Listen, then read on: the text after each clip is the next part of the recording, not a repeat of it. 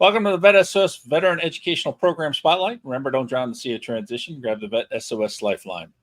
VET S.O.S is brought to you by the Who You Know Network, and we're proud members of the Parade Deck community. I'm here as always, my co-host. Let's try speaking English. Dr. Hira, how you doing today, Hira?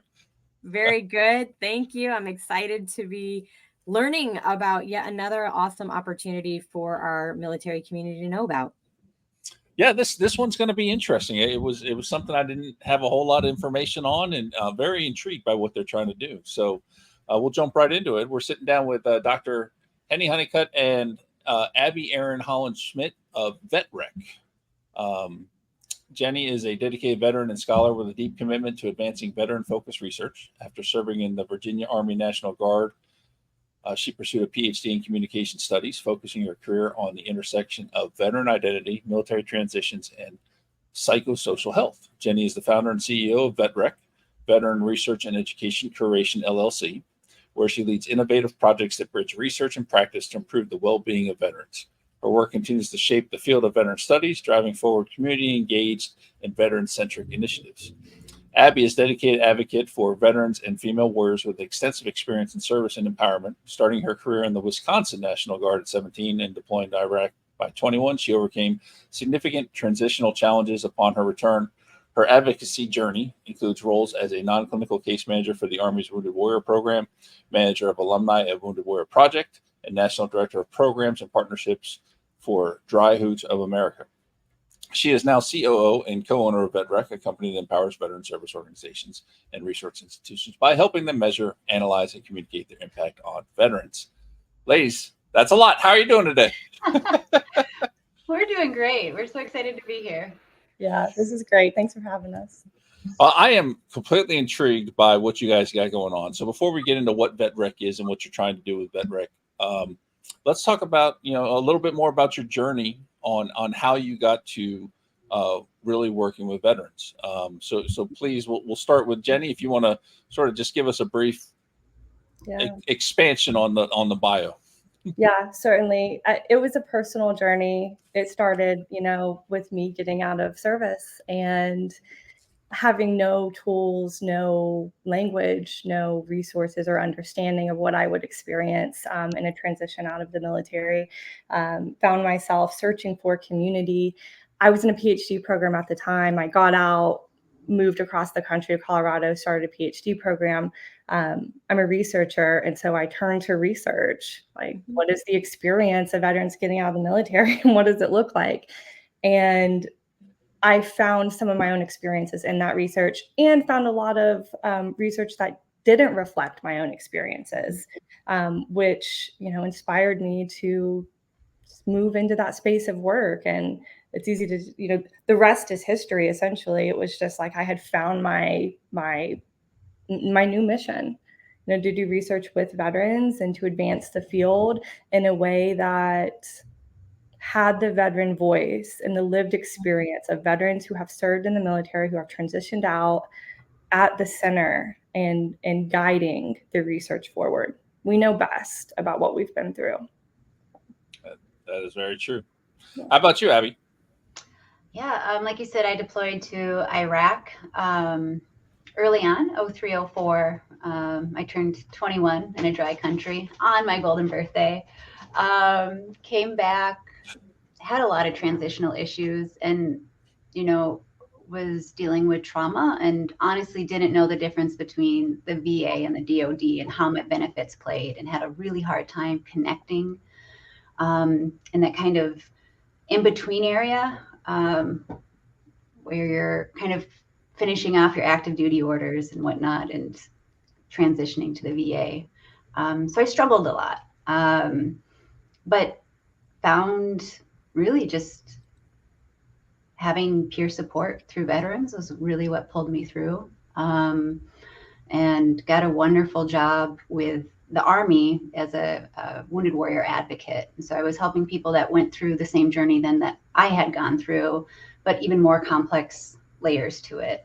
So I was stationed at a VA and helped them tap into their DOD and VA and government benefits as quickly and as timelessly as we could possibly make it. So I really feel like the veteran at the center of it, but we don't deploy alone. We shouldn't come home alone.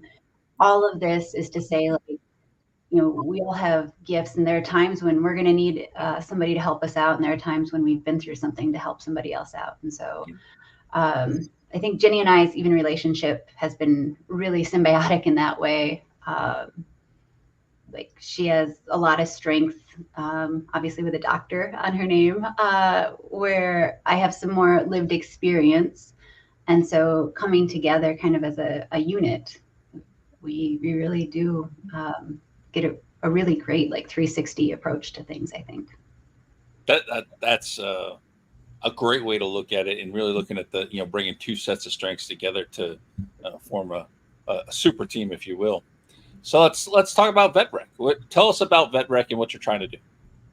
Yeah. So VetREC, it stands for Veteran Research and Education Curation. And my original vision for VetREC was kind of loose, but I knew I wanted to bring together research and practice, particularly around like non-conventional, sort of non-traditional healing modalities to help veterans. And so I started it in 2021 after I'd had, several years of experience in academia, building research infrastructures, helping to connect these siloed spaces, researchers with the veteran community, and created VetREC in a way that would evolve to meet what I was seeing in the community, the needs. So our mission really is about serving those who serve veterans. There are so many veteran service organizations out there, and there are so many researchers who want to do research usually on veterans, and because that's part of the training is, not really seeing veterans as co-researchers or being able to bring to the table the lived experience in a way that's equitable to what the researchers are bringing to the table. And so I envisioned for VetREC, it's this space where research is coming together, veterans are guiding the research forward, and it's helping to shape veteran service organizations and the way that they're serving veterans. So that's a really broad overview, but essentially we work with veteran service organizations, we help measure impact, we help develop, annual reports, we help them turn their numbers into narratives. So grant funding and helping with that is a big part of what we do. And then on the academic side, we help researchers shift the paradigm to research with veterans rather than research on veterans. Abby, you probably have a big... Yeah, no, I mean, Jeni and I found each other. I was working at Illinois Joining Forces at the time, and Jeni signed up to be one of our women ambassadors in the lower part of the state of Illinois. And from that, she brought me on to a research team. So she really does put her money where her mouth is. And I was an equitable partner. And it was a life-changing experience. I'm back in school right now working on my master's, and really found empowerment with the team that we were working on. Were all female veterans who had experienced military sexual trauma. And to hear your story come out of somebody else's mouth several times is humbling, and it normalizes it in a way that makes it okay to talk about. And so I think that that's really been, the heart of this is how do we define success when we look at modalities or when we look at things? Are we listening to the veterans on what they say is what they want, to go through all these treatment options? My end goal might look very different than clinical researchers, right? And so to really bring that perspective and that voice, for me, I can say it's been life-altering. So, well, I like hear how that Jeni described that it's not research on veterans, but research with veterans, and I think that's really powerful. Yeah, it's our guiding motto. And it is such a paradigm shift. It's a different way of thinking about it. I think I'm trained as a researcher, and so I understand that like conditioning in the system of like you're trying to get grants, you're trying to publish, and just kind of really the intention is always to help and to make a difference, but it can often get lost in like, I need people to take my surveys. I need people to just like answer the questions, and to really kind of to treat human subjects research as, you know, a means to an end, or like these are participants. And it's a big difference when you bring somebody that has the experience that you don't have as the researcher to the table, and they'll just listen. You know, what do they need? What are the questions that they have? What are the outcomes that they care the most about? And it actually makes the research process a lot easier. It makes recruitment easier. It means you can translate and disseminate the research to like actually change and have impact in a much more cohesive way. So. And I think, you know, just at the very, very basic element of that is, are you asking a question in a way that the community, the veteran of that particular group, can field an answer? Or do you feel like this is just another like stupid question that I've been asked 50 million times and I don't know how to rate it on a scale of 1 to 10 because I feel sometimes like this and sometimes like that? So breaking down the question or putting it in more like military friendly terms, I think just gives you better quality in your survey because you're speaking the language and you're no longer using the same old thing that they've been asked a lot of times, and they're just going to check the box because that's sometimes what we do. Yes. I will say, you know, I had the pleasure of struggling through a doctorate and making it out the other end. But part of, you know, that motto of, you know, researching with rather than on was a driving force behind my work. And it was so refreshing to meet Jeni and be like, wow, somebody's doing this on a much broader scale. My study focused on Marines. I had many Marines read my survey before I launched it to be like, is the wording there? Am I missing something? Did I capture this right? I was fortunate to have 2 wonderful veterans as part of my committee who were also guiding it from the researcher lens as well as the veteran lens.